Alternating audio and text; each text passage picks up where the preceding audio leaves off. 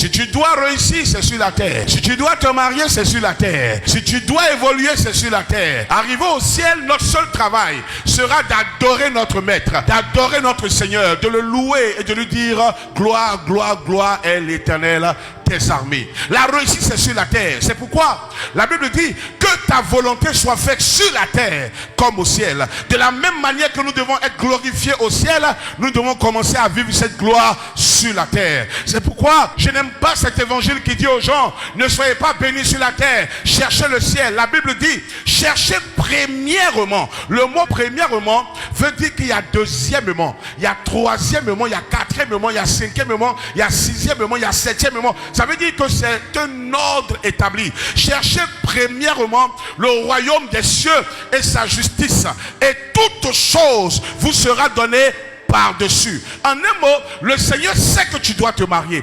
Il sait que tu dois être heureuse. Il sait que tu dois briller. Il sait que tu es une étoile. Mais il dit, il faut que tu aies d'abord moi, Dieu, dans ta vie pour que ces choses je puisse te les donner. Je dis à quelqu'un, n'aie pas honte de chercher à évoluer, n'aie pas honte de chercher à être haut, n'aie pas honte de chercher à briller, n'aie pas honte de chercher à réussir, n'aie pas honte. Cet évangile là ne passe pas à BCK.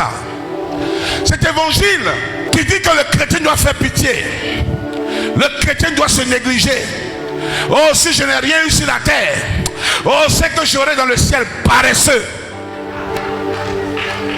Paresseux. Vous savez, l'église est remplie d'aigris et de sorciers, des personnes qui ne peuvent rien devenir et qui veulent que tout le monde ne devienne rien. Quand vous voyez une association de personnes qui luttent contre la gloire de Dieu, c'est parce qu'ils ont tous échoué.